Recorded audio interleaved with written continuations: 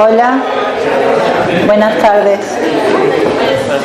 Bueno, vamos a empezar la última tanda de teóricos de esta primera parte del cuatrimestre.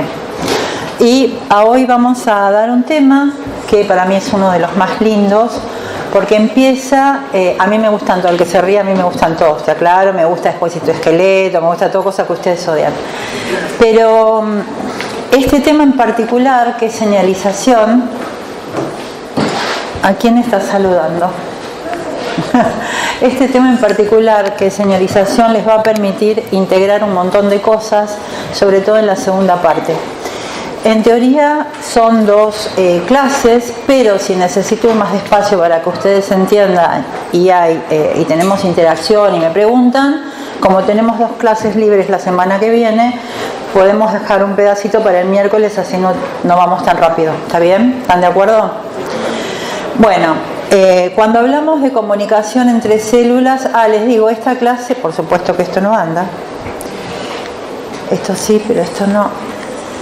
Bueno, cuando hablamos de comunicación entre células, ¿de qué hablamos? Les digo, lo preparé de estos dos libros y de vez en cuando, como en los libros no están todas las imágenes que yo quiero mostrar, busco alguna review o algún paper donde tenga la imagen para que ustedes entiendan lo que queremos decir. Siempre tienen la cita debajo, cosa de que si quieren ir a buscar el review o el paper en internet lo pueden hacer. Algunos los van a obtener y otros no. Entonces, a ver, este cable me lo voy a llevar para acá, para que no me tiren la compu. Lo que vamos a abarcar en estas dos clases o 2 clases y media va a ser los aspectos generales de la comunicación. Vamos a hablar de señalización activada por receptores citosólicos. Vamos a hablar de señalización activada por receptores de superficie. Unos que los van a escuchar hasta el último día de sus vidas, que son los receptores acoplados a proteína G. Digamos, esto lo van a utilizar en toda la carrera. Y los receptores acoplados a enzimas. Y luego, al final, vamos a hablar un poco de lo que ya la doctora Maskowitz le habló, de lo nuevo que lo nuevo no es tan nuevo, pero que se conoce, que es la señalización que hay entre las células, que se envían cosas de una célula para la otra a través de vesículas, ¿sí? Parecidos a los nanoliposomas, esos que no les llegan, pero en base a eso generaron estos nanoliposomas. Bien, a ver si lo cambio de lugar.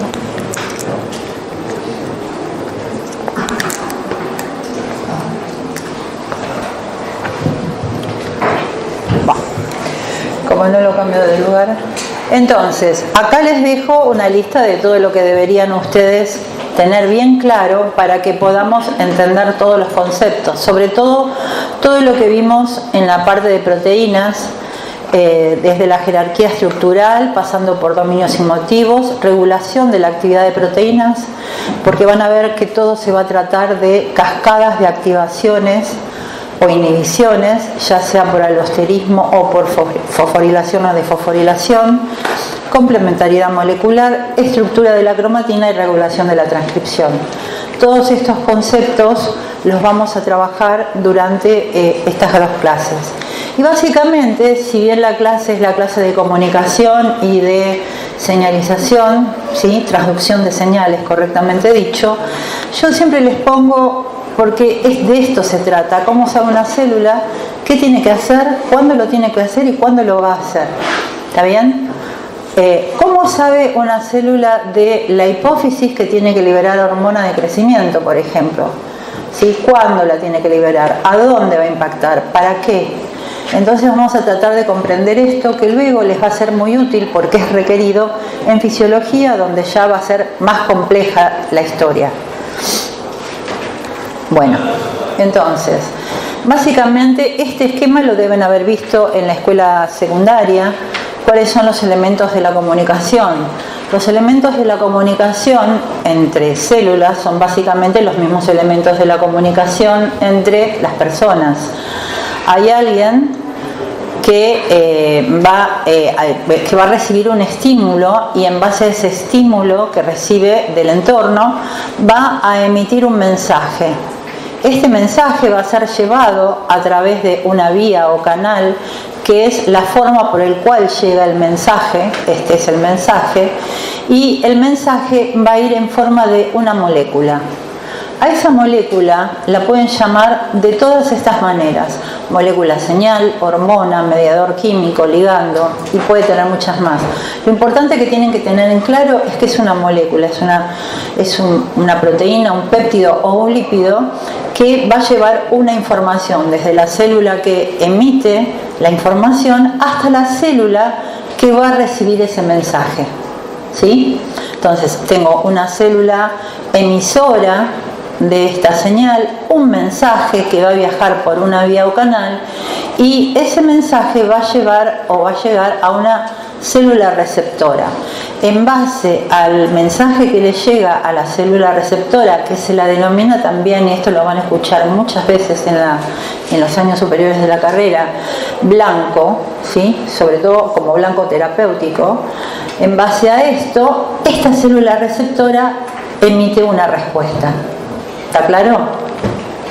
Bien, avanzamos entonces. ¿Cuál es la vía o canal por donde se lleva ese mensaje? Tenemos varios, y así ustedes van incorporando nomenclaturas o van incorporando palabras que por ahí ya conocen, pero bueno, vamos a ver de dónde se originan. Tenemos, en base a la vía o canal por el cual el mensaje es llevado de una célula a la otra, se establece que el tipo de señalización o la comunicación entre células puede ser de tipo endocrino o endocrino, como lo quieran. Nosotros a veces pronunciamos, como me han hecho ver las palabras un poco diferente a ustedes, ¿no? Bueno, nosotros decimos ATP y ustedes dicen ATP, pero bueno, es un detalle, la molécula es la misma. Yo le digo endocrino y ustedes por ahí le dicen endocrino, es lo mismo. Lo que tienen que saber es que esa señal, esa molécula es liberada por una célula, y para llegar a la célula blanco, ¿sí?, está muy distante, tiene que viajar a través del torrente circulatorio. Entonces, cuando hablamos de tipo de señalización endocrina, estamos hablando de que el mensaje o la molécula señal va a viajar a través del torrente circulatorio. Para que tengan idea, una hormona que es liberada desde la hipófisis tiene que llegar, por ejemplo, a los ovarios o al testículo, y eso está muy distante, entonces tiene que viajar sí o sí necesariamente a través del torrente circulatorio. Después tenemos lo que se denomina señalización paracrina o paracrina, que se refiere a que la célula libera la molécula, ¿sí?, y impacta sobre una célula vecina. Eso es paracrino. Están una al lado de la otra, libera la molécula de señalización y impacta sobre la célula vecina. A este tipo de señalización corresponde también, yo no traje el esquema, pero corresponde también la transmisión la liberación de neurotransmisores por parte de las terminales nerviosas. Porque esto, por ejemplo, podría ser la terminal de una neurona, libera, por ejemplo, acetilcolina e impacta sobre la neurona o sobre la célula posináptica. ¿Está bien? Es ese tipo de señalización. Entonces tenemos endocrina, paracrina. Ahora vamos a ir a esta señalización, que es la señalización autocrina. O sea, la célula libera la molécula señal e impacta sobre ella misma. Esto es muy común, sobre todo para finalizar determinados procesos. Esta señalización entonces es autocrina. Y luego tenemos una señalización más sofisticada, que la van a ver en la segunda parte del cuatrimestre, que es la interacción entre dos células a través de un ligando o molécula, que no va a ser una molécula que se desplace o a través del tejido conectivo, porque obviamente la célula no está sola, está en un tejido, en una matriz extracelular.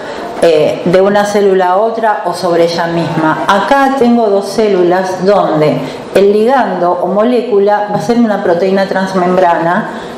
No sé si ven este palito rosado acá. Es una proteína transmembrana que interacciona con un receptor que también es transmembrana en la célula vecina, ¿sí? Esto se denomina señalización por contacto célula-célula, ¿está bien? Y es bastante importante en los procesos de diferenciación. Aquí arriba entonces le hice un cuadro resumiendo que dice que cuando viaja por sangre, señalización endocrina, cuando impacta sobre una célula vecina, y esto ocurre en la matriz extracelular, es parácrina. En el caso de una sinapsis también es parácrina.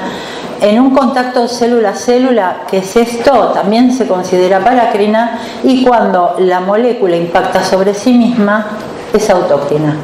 Y hay una señalización más, que no la traigo porque no hace el caso, pero para que ustedes sepan, la célula tiene señalización intracrina. O sea, hay veces que produce la sustancia e impacta, por ejemplo, sobre receptores nucleares, pero no los que vamos a ver acá.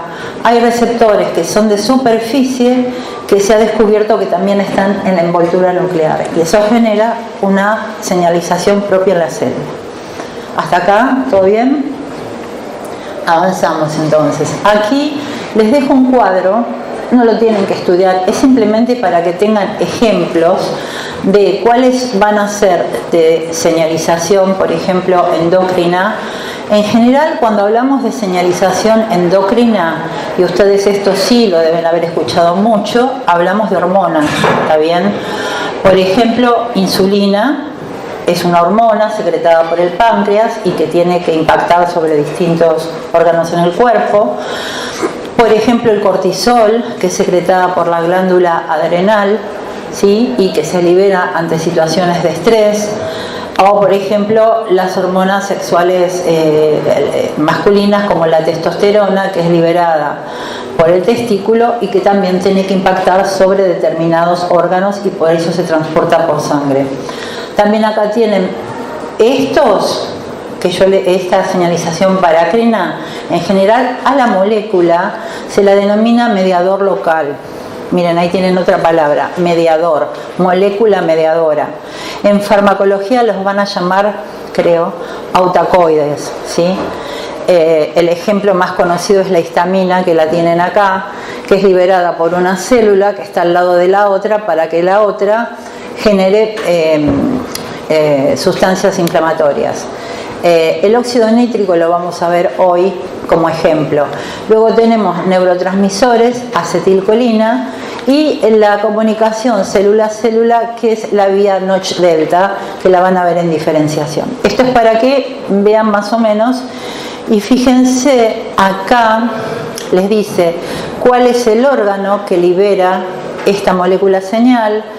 Acá lo que les dice es cuál es la naturaleza química. Cuando uno habla de naturaleza química les está diciendo es un péptido, es una proteína, es una molécula pequeña, soluble, es un gas, es un lípido, ¿sí? Y acá les va a decir cuál es la respuesta que genera en la célula o en el órgano receptor. Cuando hablamos de respuesta, las respuestas pueden ser múltiples. Cuando una célula recibe la señal, esa célula puede activar metabolismo, inhibir metabolismo, puede dividirse. De hecho, vamos a ver la clase que viene una de las vías o las vías que participan de la división celular.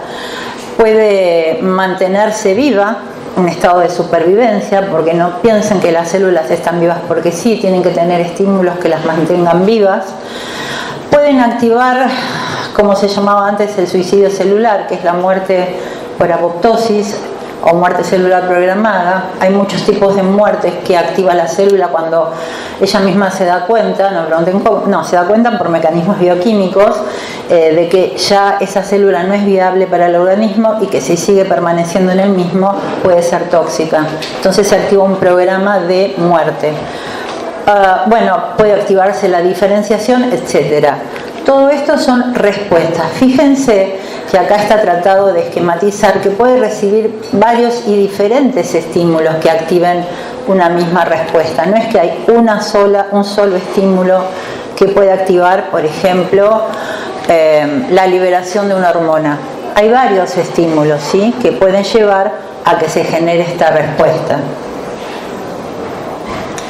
Y esto que parece tan complicado y que consérvenlo para cuando vayan a fisiología, es simplemente para que tengan idea de más o menos cómo funciona la cosa en nuestro organismo. Acá tenemos la glándula pituitaria. ¿Cómo se llama la pituitaria para nosotros? Hipófisis. Bueno, todos no lo saben, no hagas así. Bueno, la glándula hipófisis. La glándula hipófisis, y acá tenemos el hipotálamo. Ante un determinado estímulo, el hipotálamo va a liberar esto que es el factor liberador de la hormona de crecimiento. Esto es una hormona que va a ir por el sistema portohipofisario hasta la glándula hipófisis. La glándula hipófisis va a liberar una molécula, que es una proteína, que es la hormona de crecimiento. La hormona de crecimiento va a impactar fundamentalmente sobre el hígado, y las células del hígado, entre otras cosas, lo que van a hacer es liberar esto. Esto es otro mediador químico, que es otra proteína, que es un factor de crecimiento. Esto es para que lo entiendan, no para que copien. Este es el factor de crecimiento tipo insulina, ¿sí?, que va a ser el verdadero mediador químico que genere todos los efectos de la hormona de crecimiento.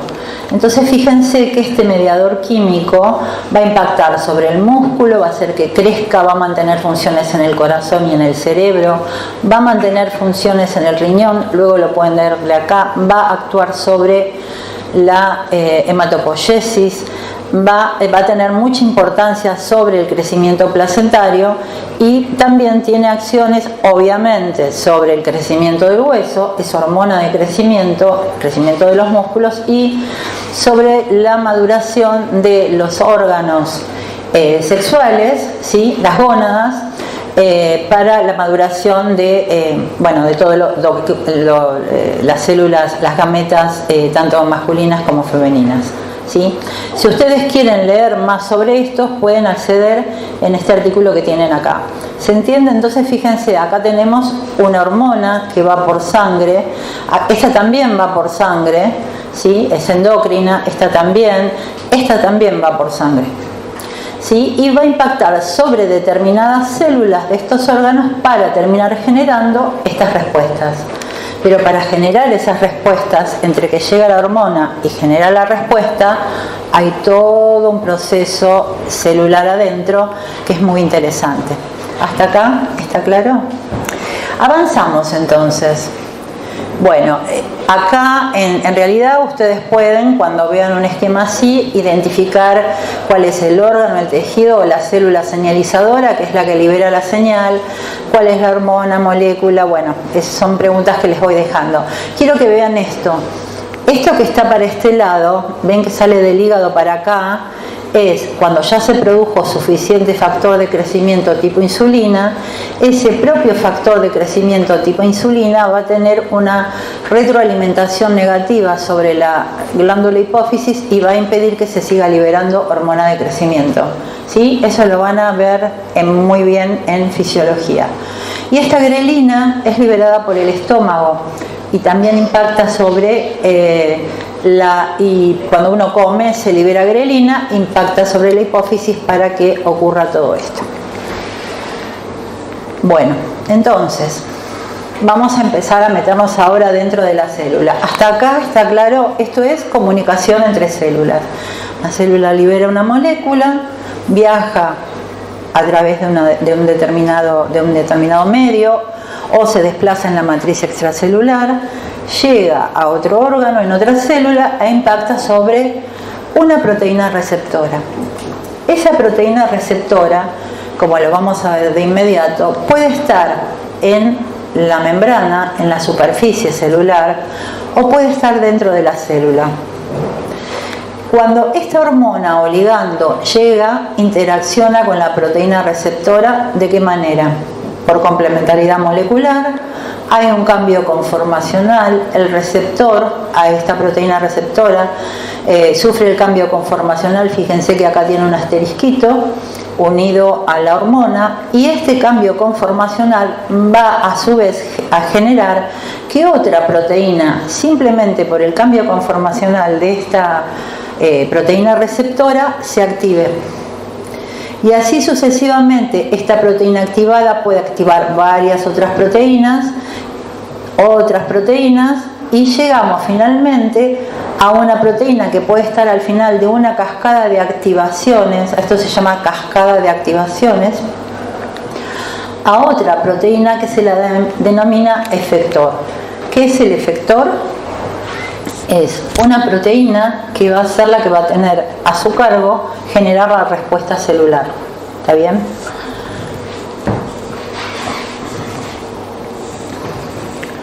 Bueno, en estos dos les quiero mostrar entonces de qué es lo que vamos a hablar durante estas clases.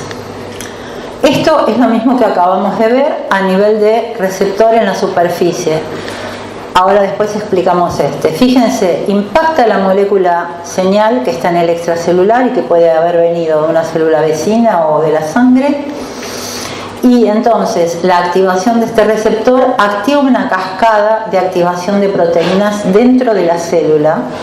A esto se lo denomina proteínas de señalización, proteínas que participan en la señalización intracelular. Hasta ahora estuvimos hablando del extracelular, ¿sí? Porque estábamos hablando que viajaban las moléculas y todo más. Esto ocurre dentro de la célula. Y después de esta cascada, estoy repitiendo básicamente lo de la diapo anterior, pero quiero que les quede claro. Después de toda esta cascada de activaciones, se van a activar al final proteínas que van a ser las efectoras, que van a ser las que tienen a su cargo generar la respuesta. ¿Qué tipo de respuesta? Por ejemplo, puede haber modificaciones en una enzima que ya está preformada en el citosol, una enzima metabólica, por ejemplo una glucosa quinasa para fosforilar una glucosa que ingresa a la célula. Entonces esa fosforilación de la enzima, que es una modificación en la actividad de la enzima por modificación covalente, va a generar cambios en el metabolismo, ¿sí? O, por ejemplo, puede impactar sobre proteínas del citoesqueleto, como van a ver después del parcial promocional, y va a generar cambios o en la forma de la célula o en el movimiento celular, ¿sí? O puede ser una proteína que regule la expresión génica. O sea, ¿cómo se llaman las proteínas que regulan la expresión génica? Un factor de transcripción o alguna molécula que modifique la actividad de un factor de transcripción.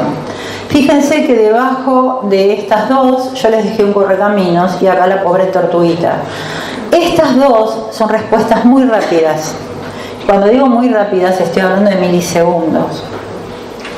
Y esta es una respuesta lenta, ¿sí? Lenta puede ser una hora, un poco más, minutos a horas. Bien, ¿qué diferencia tengo entre este dibujo y entre este dibujo? Fíjense, básicamente no muchas. Tengo la molécula señal, tengo dos receptores sobre donde impacta la molécula señal. Este básicamente es igual a este, ¿estamos de acuerdo? Porque lo que tengo es una cascada de proteínas de señalización que van a actuar sobre esta proteína, que es la proteína efectora, que va a generar la respuesta. Pero este receptor, fíjense que a su vez está acoplado a esto que en el dibujo se lo llama efector. Y no a esta, se lo llama efector. Bueno, este tipo de receptor es en donde primero se describen las vías de señalización y es el famoso receptor acoplado a proteína G, que sería, es una proteína que está asociada al receptor y que va a activar directamente a un efector. Lo vamos a ver en más detalle. Como consecuencia de esta activación, en general este tipo de receptor que activa rápidamente al efector, ¿a qué respuesta les parece que va a estar asociada? ¿A la rápida o a la lenta? a la rápida. Este efector va a estar asociado a la respuesta rápida y va a liberar una molécula, y puede ser un ion, que va a ser un segundo mensajero que va a llevar a su vez a que este segundo mensajero active una cascada de señalización que puede culminar en respuestas más lentas. ¿Se entiende?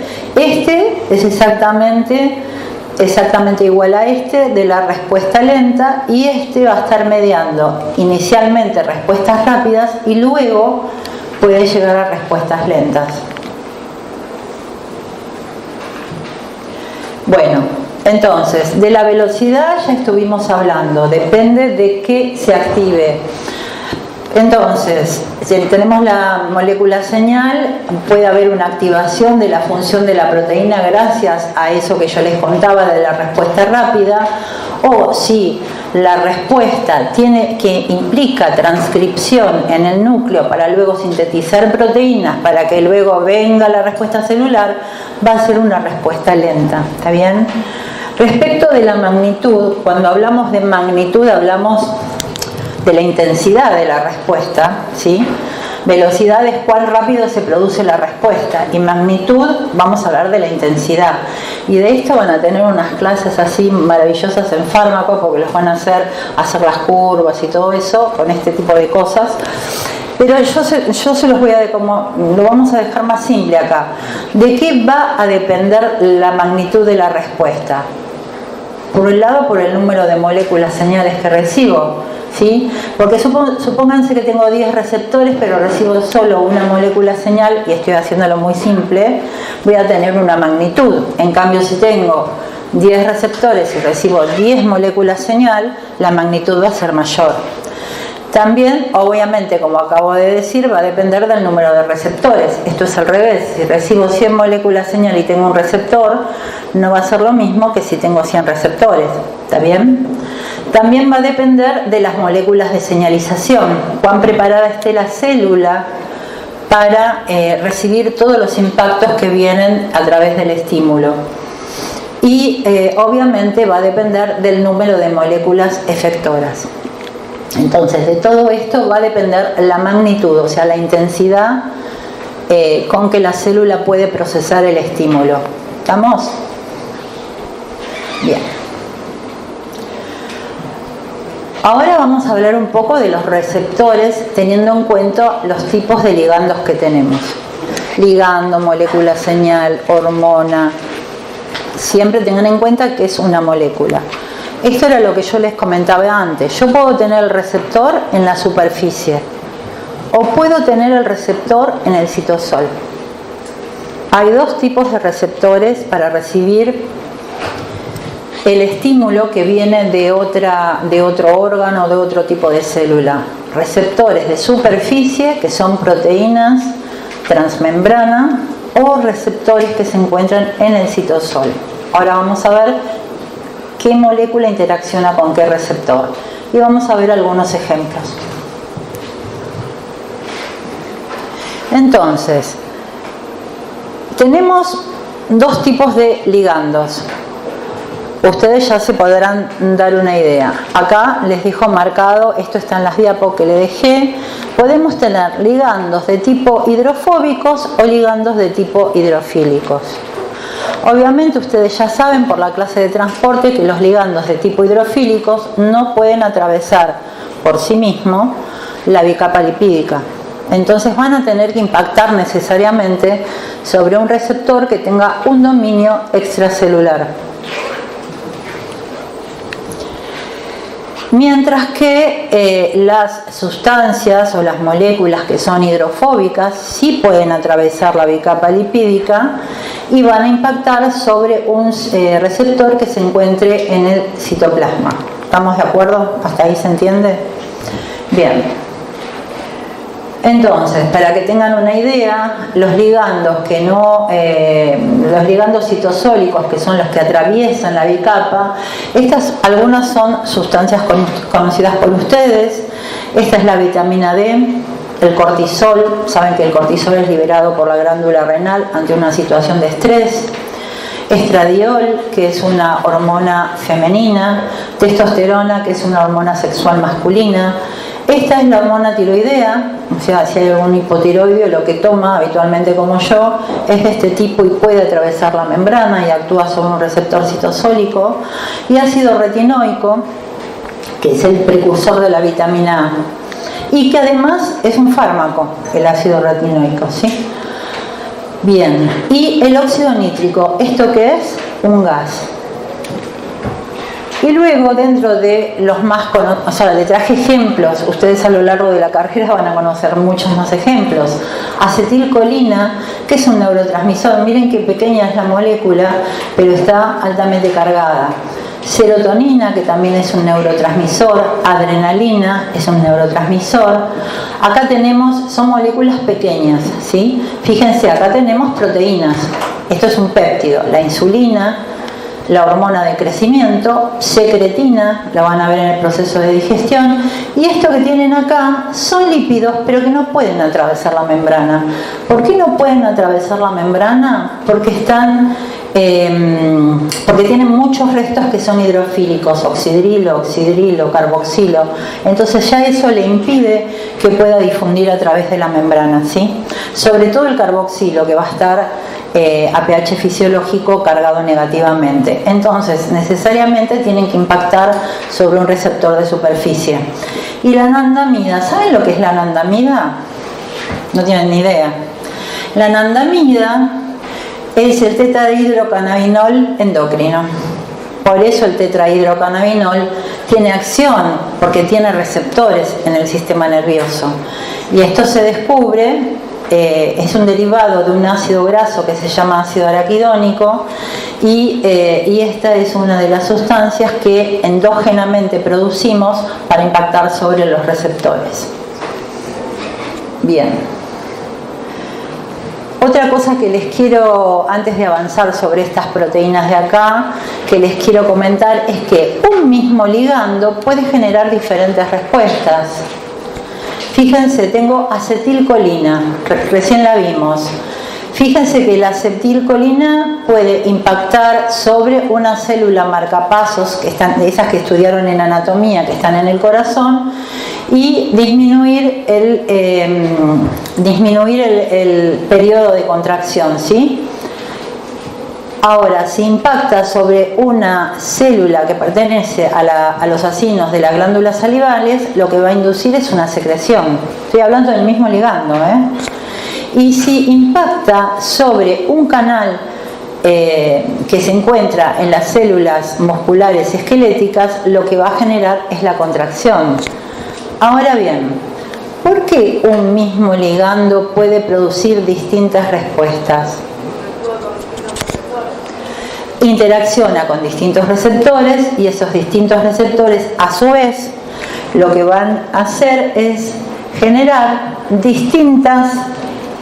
van a activar distintas moléculas de señalización intracelular. ¿Se entiende? O sea, tengo el mismo ligando, distintos receptores, y cada receptor va a activar una cascada diferente, y eso va a dar una respuesta diferente. Entonces, les traje este dibujo que busqué en internet para que tengan idea. Si impacta la acetilcolina sobre un receptor, que es un canal como este, que se llama receptor nicotínico de la acetilcolina, genera la contracción. Esto es un canal iónico, no es un receptor de estos tradicionales. Lo que va a generar es una despolarización y una contracción. En cambio, si la acetilcolina actúa sobre este receptor que está acoplado a una proteína GQ, se las menciono porque ya dentro de poco las vamos a ver, se activa esa cascada de señalización y termina generando la liberación de los gránulos que tenga almacenados, por ejemplo enzimas salivales. Si impacta sobre otro receptor, esta SEM significa receptores muscarínicos, y los van a tener que aprender todos en fármaco.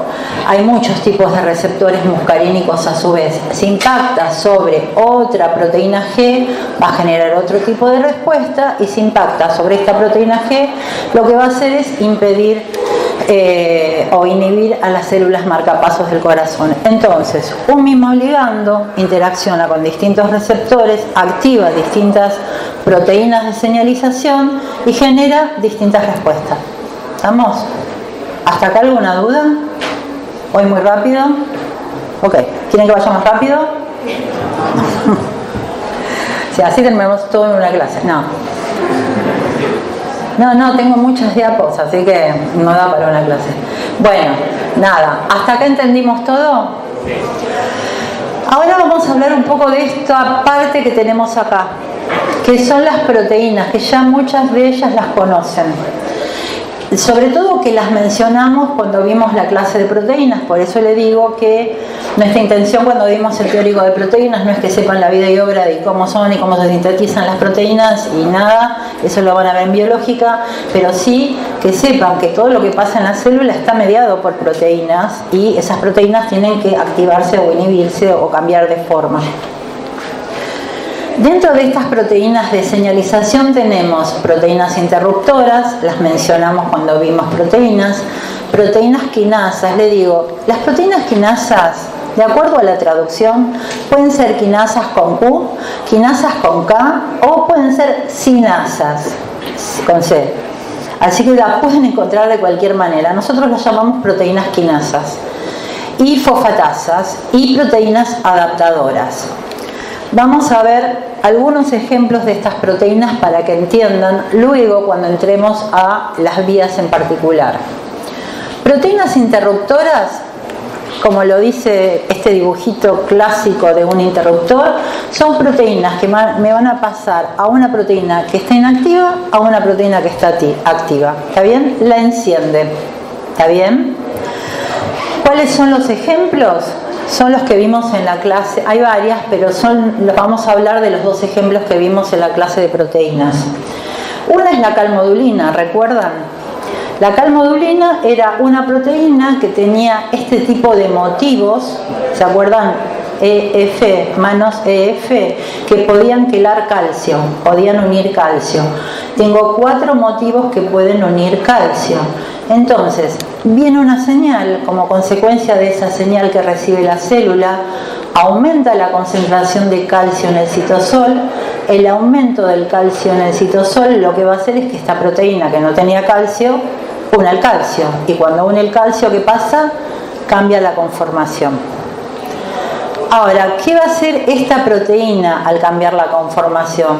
Va a hacer que la calmodulina quinasa, que sí es la que va a hacer el efecto sobre la célula, pase de off a on, se encienda, la activa. ¿Se entiende? ¿Cómo la va a activar? Acá no hay fosforilación, no hay nada.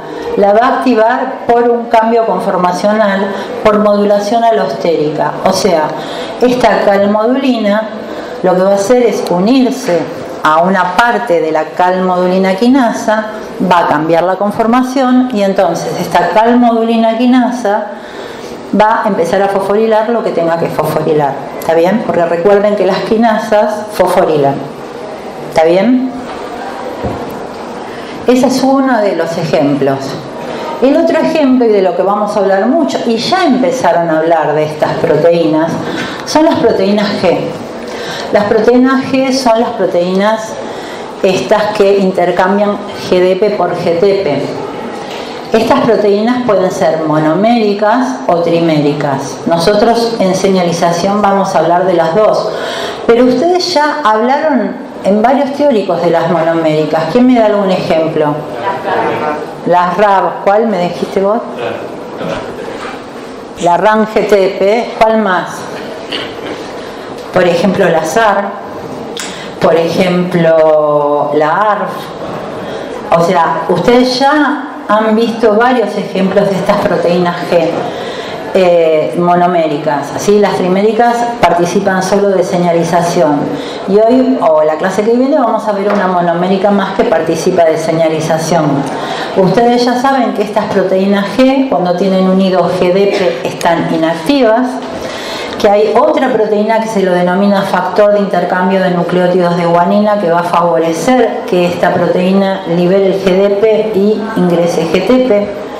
Cuando ingresa GTP, ¿qué va a ocurrir?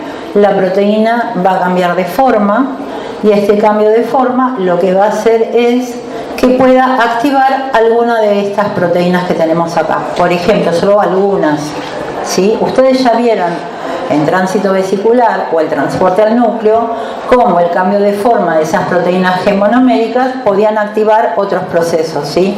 En este caso van a activar, estas son todas enzimas que van a participar de vías de señalización. ¿Está bien? Bien, entonces vimos dos proteínas interruptoras. Ahora vamos a hablar, esto es para que vean, esto es lo que nosotros llamamos un árbol evolutivo, pero miren, esta es una superfamilia de proteínas G. Más adelante lo van a ver mejor, pero es una superfamilia. Miren la cantidad, todos estos numeritos son proteínas G.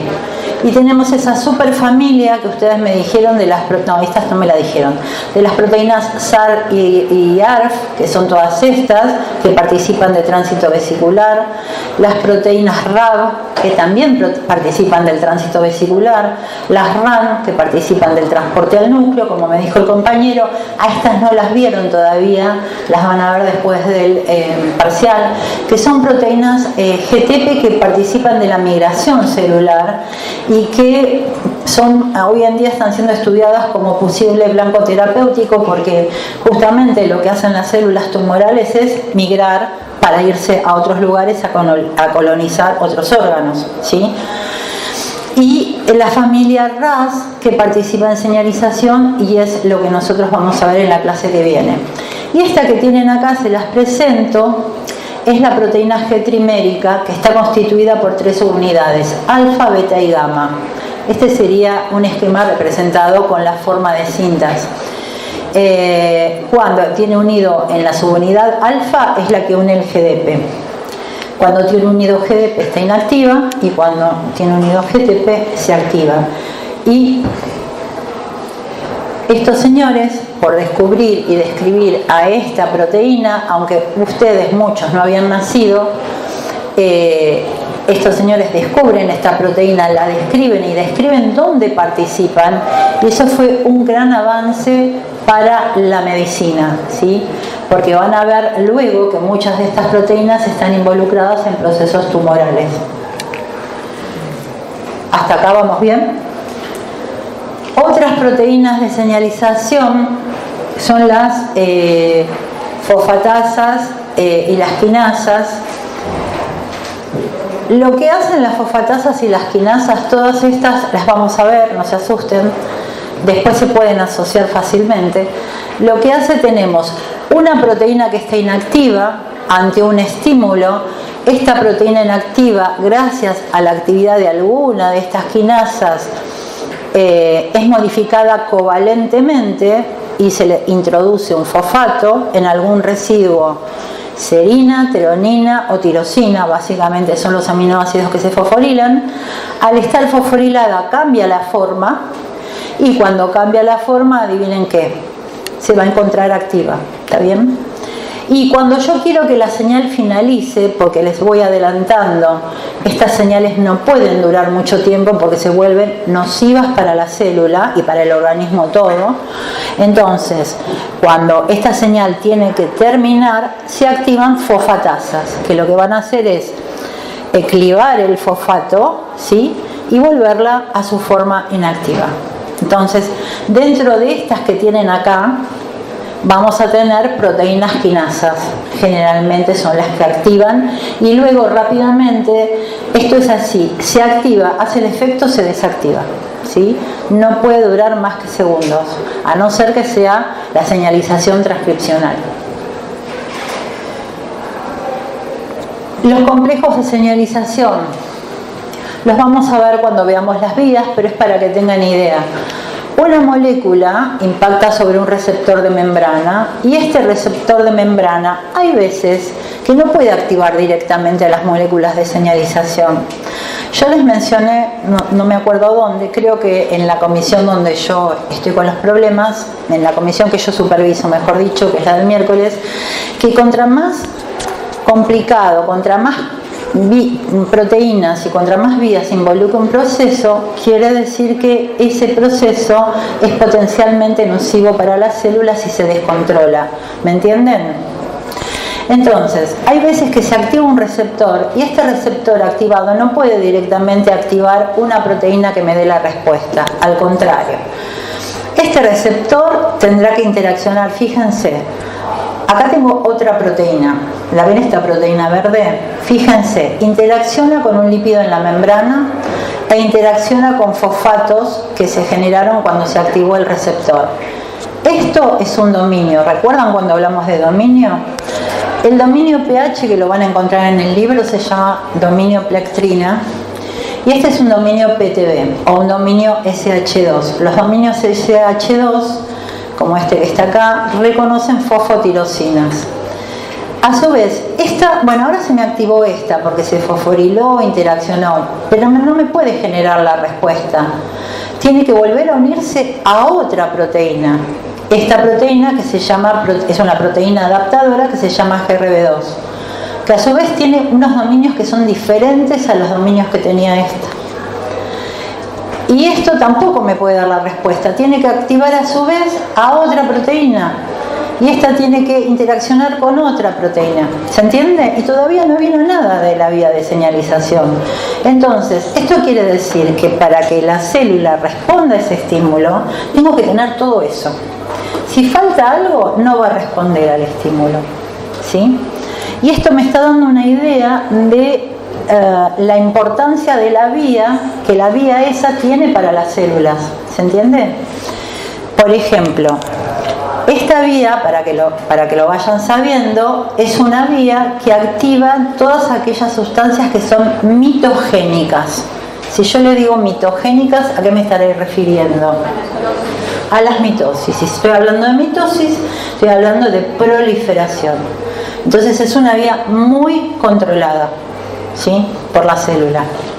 Bueno, entonces estas son otras proteínas adaptadoras que forman complejos de señalización. Lo vamos a ver la clase que viene, pero a partir de toda esta parafernalia que se armó, recién después comienza la vía. Bien. Bueno, ahí les dejo una leyenda, son complejos de señalización, se mantienen unidos. Esto sí, fíjense todo que es como un juego de encastre. Acá no hay fosforilación ni desfosforilación ni nada. Acá no tengo una sola unión covalente. Todo esto es como un juego de encastre, ¿sí? Complementariedad molecular. Bien. Lo último que les quiero mencionar, no por la clase de hoy, sino antes de pasar a otro tema, es algo que vimos en la clase de membrana. ¿Se acuerdan de las balsas lipídicas? Las balsas lipídicas, también denominadas RAFT, son regiones de la membrana plasmática que son ricas en glucoesfingolípidos, colesterol y fosfatidilcolina. ¿Sí? Hay 1, 1 y 1.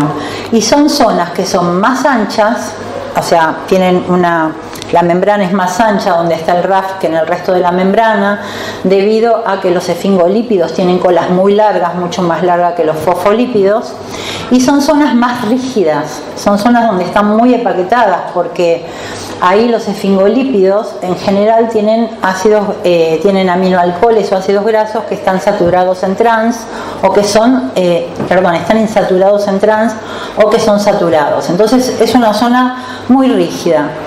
Y acá tengo un complejo que lo van a ver en inmunología. Fíjense que acá, esto es una quinasa.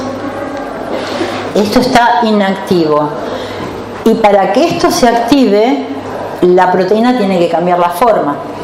Y para que la proteína cambie la forma, tiene que meterse adentro del RAFT. O sea, esto es una cosa que siempre nosotros queremos que ustedes entiendan, que los cambios de fluidez en la membrana pueden activar o inhibir la actividad de una proteína porque le va a cambiar la forma, ¿sí? O va a estar más apretada y cambia la forma, o va a estar más relajada, cambia la forma y se puede activar o inhibir.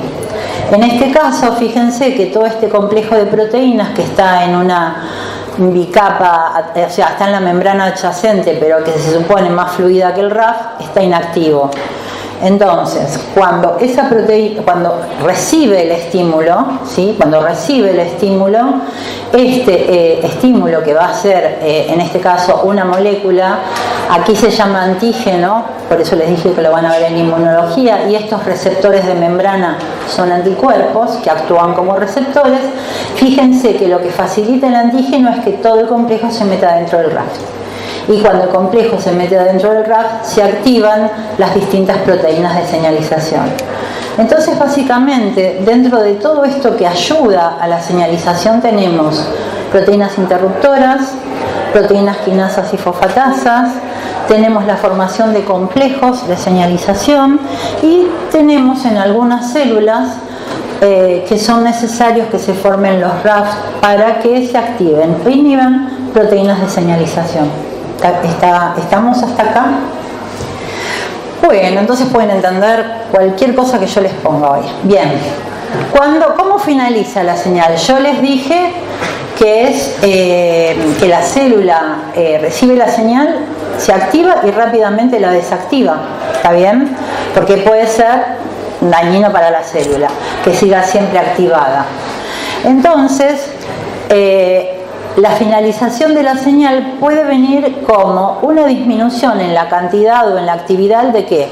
Moléculas señales, moléculas receptoras, moléculas de señalización o moléculas efectoras.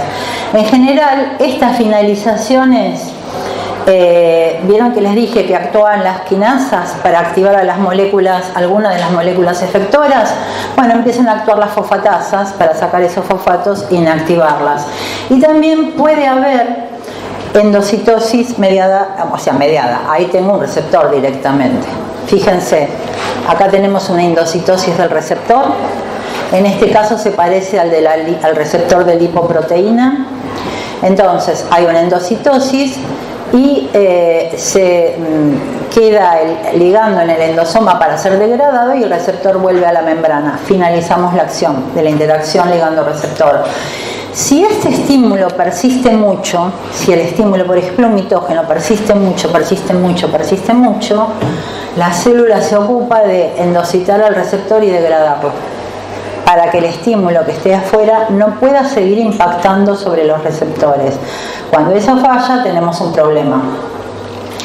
También puede ocurrir que el propio receptor genere alguna respuesta que lo inactive, o se puede inactivar, por ejemplo, el propio receptor active una quinasa que participa de la vía de señalización y esa misma quinasa lo fosforila para que deje de actuar. ¿Sí? Le cambia la forma y deja de actuar. O puede ser que se inactive alguna proteína asociada al receptor, como por ejemplo la proteína G, o puede ser que la vía de señalización que activa el receptor induzca o lleve a la transcripción de una proteína que la inhiba. Son básicamente todos los procesos que generan desensibilización de los receptores ante una señal, ¿sí? Cuando el estímulo es muy prolongado. ¿Estamos? ¿Alguna duda? Entonces, para ir terminando esta primera parte de componentes y etapas de la comunicación entre células, tenemos síntesis y liberación de la molécula señal, ¿sí? Transporte del ligando, la molécula señal, hasta la célula diana o blanco o target, como la quieran llamar. Unión del ligando al receptor. ¿Estamos? Activación de una o más proteínas o moléculas de señalización. Activación de una o más proteínas efectoras. Cambios específicos en la función del metabolismo o en el desarrollo celular, que va a ser, en definitiva, la respuesta celular. Y al final tenemos la eliminación de la señal, el fin de la respuesta. ¿Estamos? Entonces, esto no funciona. Entonces, en estas dos primeras oraciones que les dejé, estamos hablando del tipo de señalización, porque me va a estar diciendo por dónde va la molécula, si va por sangre, si no va por sangre. Luego voy a estar hablando de cómo se activa el receptor cuando se une el ligando. Luego voy a estar hablando de la señalización intracelular, la respuesta celular y la eliminación de la señal. ¿Hasta acá? ¿Dudas? Bueno, yo voy a cerrar esta puerta porque me molesta. Me viene justo.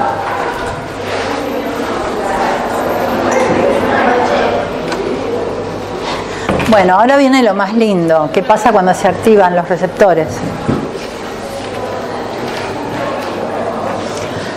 Bueno, entonces, esto lo vimos. Ahora vamos a hablar de la señalización propiamente dicha. O sea, ¿qué pasa cuando un ligando impacta sobre un receptor? Pasan cosas lindas o pasan cosas feas, pero algo pasa. O no pasa nada, ¿no? Vamos a hablar primero de la señalización activada por receptores citosólicos. ¿Cuáles eran los receptores citosólicos? Los que unían ¿qué tipo de ligando? Hidrofóbicos o los gases. Los gases. Vamos a empezar por los gases. Es un gas, hasta ahora que se sabe que es ligando. Es el óxido nítrico. ¿Lo conocían? Lo conocen de química general. ¿Sabían que tenía una acción tipo hormona? Sí, algunos me dicen que sí, otros me dicen que no. Vamos a ver qué pasa. Fíjense, este es un corte de esos que aprendieron en histología, donde tengo un vaso sanguíneo. Acá tengo las células que recubren el vaso, que se llaman células endoteliales. Luego tengo las capas de la musculatura lisa. Y en general este tipo de vaso está inervado. Hasta ahí repasamos un poco de anatomía, ¿sí? Bueno, cuando hay una contracción, ¿sí? Si estamos en presencia de una arteria y hay una contracción, en general es porque esta terminal liberó, acá tenemos el ejemplo de el tipo de señalización nerviosa. La terminal nerviosa libera acetilcolina. Presten atención cuántas veces podemos ver acetilcolina. Libero acetilcolina. En este caso la acetilcolina impacta sobre un receptor, ¿en dónde? En la célula endotelial, que es esta. Entonces, acá libero acetilcolina e impacta sobre la célula endotelial. Estas flechitas, ¿saben qué significa? Todas esas proteínas de señalización que yo les estuve nombrando, y como consecuencia llegamos a la proteína efectora, que es la óxido nítrico sintasa. Óxido nítrico sintasa. Para generar el óxido nítrico, que es un gas, requiere esta óxido nítrico sintasa como sustrato un aminoácido, la arginina. ¿Está bien? El óxido nítrico es un gas. Entonces, ¿qué va a pasar? Ni bien la célula endotelial produzca el óxido nítrico, va a difundir a través de la membrana. ¿Y a dónde va a llegar? A la célula muscular, que se encuentra por debajo. Cuando llega a la célula muscular, como este óxido nítrico es un gas, puede penetrar atravesando la membrana. Y se va a unir directamente a una proteína que se llama guanilato ciclasa. El óxido nítrico se une a una proteína que se llama guanilato ciclasa. ¿Qué hace la guanilato ciclasa? Transforma el GTP en GMP cíclico. ¿Sí? Y este GMP cíclico lo que va a hacer, después de un montón de procesos que se activan como consecuencia del GMP cíclico, es generar la relajación del músculo liso. ¿Está bien? ¿Entendieron todo esto? Bueno, acá fíjense, tengo un mediador, acá tengo otra molécula señal, esto es parácrino, ¿sí? Sí. ¿Cuál sería la ventaja entonces del óxido nítrico? ¿Ayudar a que se relajen más rápido? Ayudar a que se relajen las células, sí. Más rápido. Sí.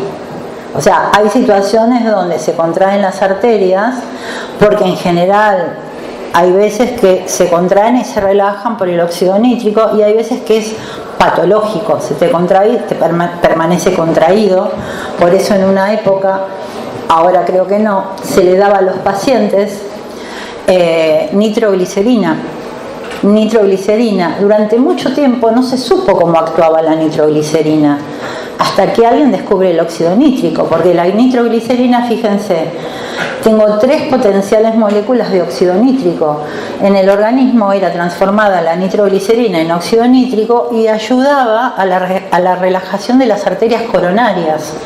En general, los pacientes que tienen angina de pecho, que es una contracción patológica de esas arterias, con el óxido nítrico se genera todo este proceso, ¿sí? Pero durante mucho tiempo no se supo cómo era el funcionamiento. Hay otra forma de favorecer o de hay otra forma de generar que esta musculatura lisa, sobre todo en un paciente que sufre de este tipo de patología, se mantenga relajado por más tiempo. Y es aumentando la cantidad de GMP cíclico dentro de la célula. Porque yo les dije que si se genera la señal, rápidamente se tiene que acabar, se tiene que finalizar. Pero si yo logro aumentar este GMP cíclico dentro de la célula, ¿qué va a pasar? Todos los mecanismos que mantienen la relajación muscular van a funcionar, ¿sí? Entonces va a durar más. Y entonces va a durar más. Y si el paciente sufre de esta contracción muscular que le genera enfermedad, entonces va a tener durante más tiempo relajado el músculo y no va a sufrir la patología. Entonces, ¿cómo puedo hacer para que esto esté aumentado? Inhibiendo a la enzima que lo degrada. Hay una enzima que degrada, esa sería la finalización, que es una fosfodiesterasa. Si yo inhibo a la fosfodiesterasa, esto va a estar aumentado y este efecto de relajación muscular va a ser más extendido en el tiempo, ¿sí? Y la droga, que ustedes deben conocer, que genera esto, es el sildenafilo. El sildenafilo que se administra, o se comenzó administrando a las mujeres embarazadas que sufrían de preeclampsia. No sé si conocen esa enfermedad o tuvieron algún pariente que estuvo embarazado con preeclampsia, embarazado todavía, con preeclampsia, pero en general esas mujeres embarazadas sufren de presión alta, tienen gran contracción de las arterias, sobre todo las que irrigan la placenta, y puede ser perjudicial para el feto que se está desarrollando. Entonces, bueno, con esta medicación, con sildenafilo, se mantiene o se ayuda a la mujer a que no tenga estos problemas. La preeclampsia es bastante complicada. Y bueno, el otro uso ustedes ya los conocen, es para mantener más tiempo la erección, ¿sí? Esto es el Viagra. Así que bueno, siempre se puede encontrar muchos usos para una misma droga. Bien, entonces, esto es para que luego lo miren en detalle en su casa. Les quiero decir que el tipo que descubre esto era un argentino, porque ya se murió, que se llama De Bolt, que estaba trabajando en Canadá y se topa con esto, con la guanilato ciclasa, pero el premio Nobel se lo dieron a estos tres, ¿sí? Que trabajaban cerca de él. Acá tienen el mismo esquema, simplemente este trabajo lo pueden bajar fácilmente. Esto es para que tengan idea de todo lo que ocurre. Esto es lo que yo les decía, la guanilato ciclasa, se activa la guanilato ciclasa, entonces empieza la guanilato ciclasa, opera sobre una cadena liviana de la miosina para evitar que se contraiga, se inhiben los canales de calcio, se favorecen los de potasio, y bueno, ocurren muchas cosas dentro de la célula. Estas formarían parte de todas esas proteínas de señalización que van a llevar en última instancia es esto, que es la relajación, porque se está operando concretamente sobre la miosina, ¿sí? Bien, el otro ligando que puede atravesar la bicapa, como dijimos, o los otros ligandos, son los ligandos lipídicos. Por ejemplo, todos los ligandos lipídicos van a actuar sobre una proteína que está en el citoplasma, en el citosol. Y a esas proteínas que van a unir un ligando y como consecuencia van a generar una señalización se las denomina receptores nucleares. ¿Saben por qué se los denominan receptores nucleares? Porque cuando son activados por el ligando, ese receptor va al núcleo y ¿qué va a hacer en el núcleo? Activa la transcripción. Hay muchos medicamentos que funcionan de esta manera. Fíjense que todos estos, si esto fuera la proteína, tengo un dominio de unión al ADN y voy a tener también un dominio de unión al ligando y un dominio de activación. ¿Sí?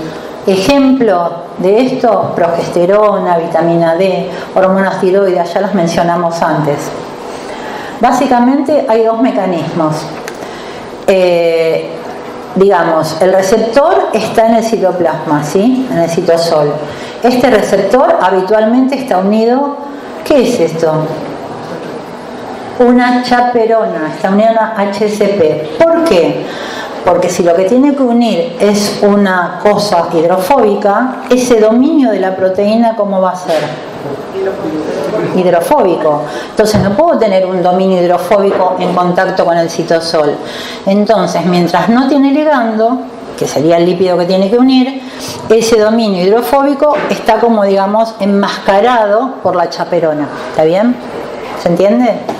Bueno, pero resulta que llega el ligando. Cuando llega el ligando hay un intercambio de la chaperona por el ligando y en general puede ser de forma monomérica o dimérica, trasloca al núcleo. ¿Qué tendrá que tener ese receptor para traslocar al núcleo?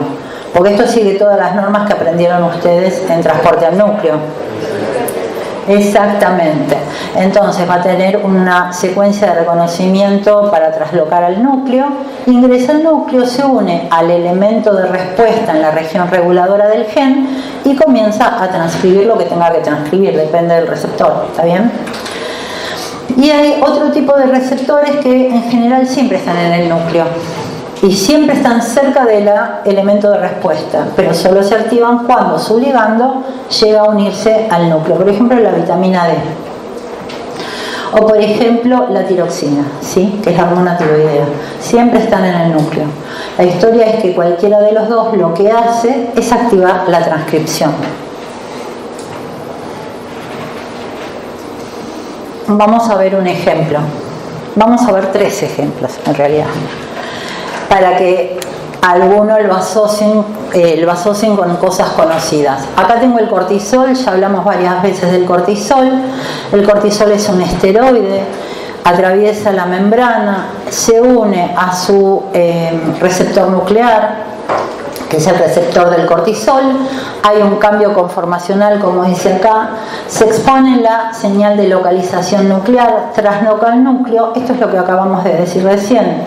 Este receptor cortisol se une al elemento de respuesta y ¿qué hace? Transcribe los genes diana. ¿Está bien? Y esto que tienen acá lo vieron con el doctor Favale. ¿Saben? Esto que está acá marcado con fluorescencia es una proteína fluorescente verde, ¿lo vieron en la clase pasada? Que se pegó, por así decirlo, o se puso a continuación del receptor de corticoide. O sea, alguien en el laboratorio construyó una secuencia de ADN del receptor de corticoide, le pegó la secuencia de la proteína fluorescente verde. ¿Para qué? Para poder estudiar a la célula viva, porque si no, para poder ver fluorescencia tengo que matar a la célula con la fijación.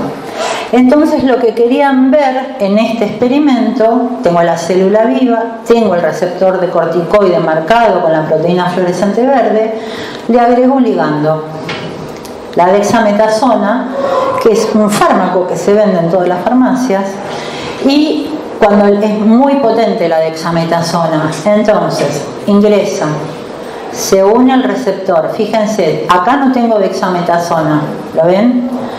Y ingresa la dexametasona y fíjense que está que el receptor está distribuido por el citosol, ¿sí? En la medida que pasa el tiempo, toda la fluorescencia que está unida al receptor, ¿a dónde pasa? Al núcleo. Entonces esto se hace, él se los debe haber explicado, él tiene muchos experimentos hechos de esta manera, con una microscopía que se llama time lapse. ¿Se las explicó? ¿No? Bueno, pero qué amarrete, se los podía haber explicado. Es una microscopía donde uno deja el preparado con células vivas y con lo que quiere, supónganse con esta proteína fluorescente verde. Obviamente tiene que tener en la platina como una cámara de incubación que esté a 37 grados para que la célula viva, porque si no, más medio de cultivo, más todo. Y se prepara el microscopio para que cada 30 segundos gatille una foto, ¿sí? Entonces se lo deja toda la noche por ahí. Por eso se llama microscopía con lapsos de tiempo. ¿Y qué tengo al final? O toda la noche o 2 horas. Uno no se va a quedar ahí, pero programa al microscopio como para que vaya tirando fotografías. Y luego, por la misma técnica con la que se hacen los dibujitos animados, ¿vieron cómo se hacen los dibujitos animados? Se reconstruye eso y tenemos un video. ¿Sí? Acá son fotos tomadas de un video, pero uno puede reconstruir eso y tener el video de lo que pasó con la célula realmente. Es muy lindo ese tipo de microscopía. Bueno, y este es el ejemplo de la dexametasona. ¿Se acuerdan del COVID? Porque si me dicen que no... Bueno, el año pasado pregunté eso y me dijeron que no. ¿Se acuerdan del COVID? ¿Se acuerdan de la tormenta de citoquinas que mataba a la gente? Porque realmente la gente se moría porque había un exceso de liberación de citoquinas en los pulmones, una gran respuesta inflamatoria y bueno, morían por falla respiratoria, más allá de las otras fallas sistémicas que podían tener. Llegó un momento que descubrieron que con este medicamento, que ya se los nombré, que es la dexametasona y que estaba en todas las farmacias de la Argentina y del resto del mundo, se podía frenar la tormenta de citoquinas. ¿Por qué? La dexametasona es un análogo del cortisol, análogos que tienen estructuras más o menos parecidas y que interaccionan con lo mismo que interacciona el cortisol. Cuando la dexametasona, pero es 50 veces más potente que el cortisol, ¿sí? Entonces, cuando el cortisol ingresaba a la célula o ingresa a nuestras células, fíjense, acá vuelve a repetir la chaperona. Está la chaperona uniendo o enmascarando los sitios del receptor. Se une el ligando, que sería la dexametasona, al receptor, trasloca el núcleo, dimeriza. Y cuando dimeriza puede hacer dos cosas. Se pega elementos de respuesta y por un lado puede transcribir genes antiinflamatorios. Y por el otro lado puede inhibir algunas proteínas que participan de la inflamación. ¿Se entiende? Y hay otra cosa que hace. Una de las unidades con dexametasona unidas, lo que hacen es interaccionar con otros factores de transcripción que están transcribiendo genes proinflamatorios. Miren, esta es una interleuquina, esta es una interleuquina, este es un factor de crecimiento que hace que haya vasodilatación para que las interleuquinas puedan llegar más fácil a todos los lugares para hacer daños. Esta es una enzima que es ¿vieron cuando toman ibuprofeno? Es la que se inhibe con el ibuprofeno, que es la ciclooxigenasa y que produce sustancias que son proinflamatorias. Entonces, fíjense que por un lado estimula los genes, proteínas que van a ser antiinflamatorias. Por el otro lado, inhibe la transcripción de genes antiinflamatorios. Consecuencia, no se producía la tormenta de citoquinas y en general, ¿qué pasó? Venís a explicarle la time-lapse, la microscopía, a los chicos.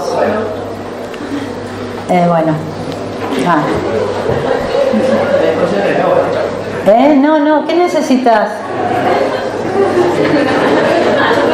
Se fue, a ver si le tenía que explicar la microscopía online. ¿Es hora ya? No, todavía nos quedan 15 minutos.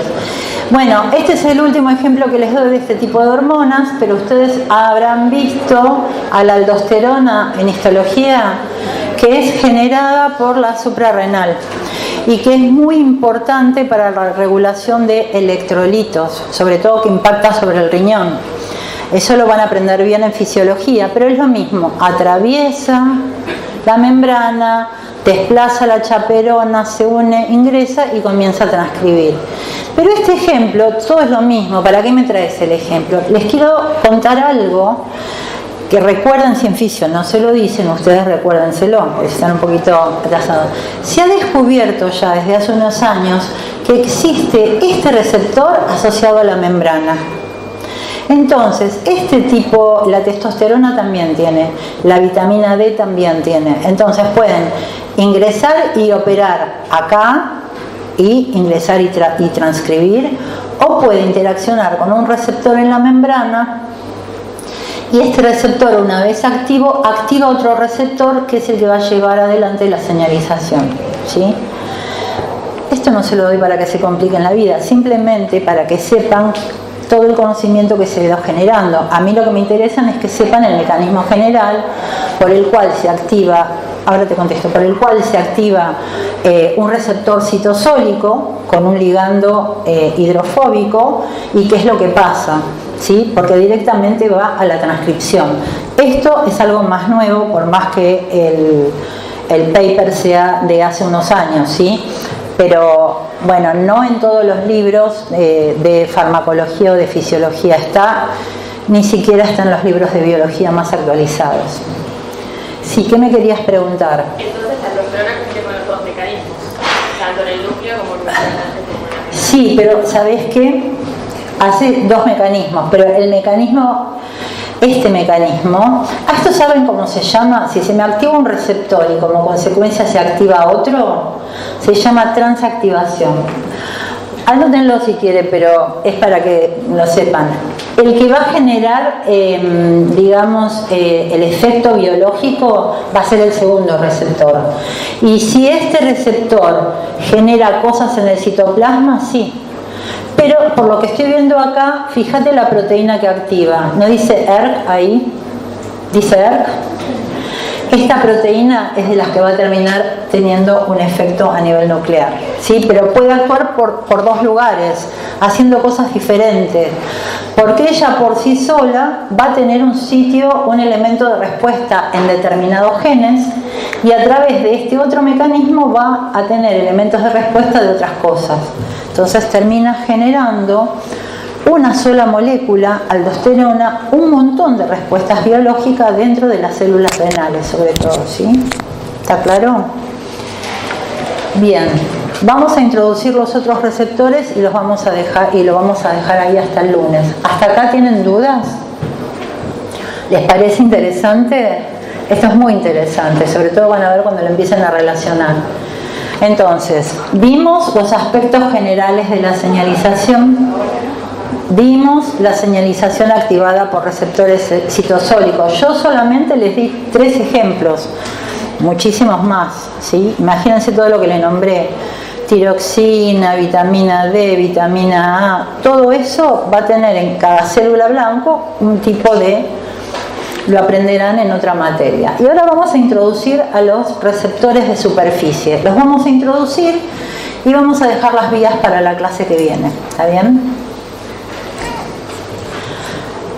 Básicamente tengo 2 tipos de receptores de superficie que a mí me interesa que ustedes aprendan. Puede haber más. Son estos receptores que les dije que los iban a ver hasta el fin de sus días, sobre todo si son bioquímicos o farmacéuticos, que son los receptores acoplados a proteína G y que se los conoce comúnmente como GPCR. Y los receptores que están acoplados a una actividad enzimática, ¿sí? Que son generalmente receptores acoplados a enzimas, que generalmente son receptores que participan de las vías mitogénicas, receptores parasitoquínicos, esos se llaman RTK, después los vamos a ver. Estos receptores que se llaman receptores para citocinas o citoquinas, que tienen muchos efectos biológicos, lo vamos a ver en la próxima clase, y receptores que son canales iónicos. ¿Vieron cuando yo les dije la acetilcolina interacciona con un receptor nicotínico y esa interacción va a generar la contracción muscular? Bueno, no nos vamos a dedicar a estos porque los van a ver hasta el hartazgo en fisiología, pero sí vamos a introducir este tipo de receptores. Bueno, cuando estoy hablando de este receptor, estoy hablando de este que interacciona con una proteína. ¿Cuál será esta proteína? Ya la mencionamos, es una proteína G trimérica, ¿sí? Y me va a dar inicialmente un segundo mensajero que va a activar una cascada de señalización. Y cuando estamos hablando de estos receptores, estoy hablando de un receptor que se va a activar por fosforilación de su dominio citosólico y gracias a eso va a activar la cascada de señalización. ¿Está bien? Acá quiero antes de que avancemos sobre las vías, porque hasta ahora estuvimos hablando un poco de los receptores y de las vías citosólicas, y ahora nos vamos a dedicar a las vías que tienen los receptores de superficie.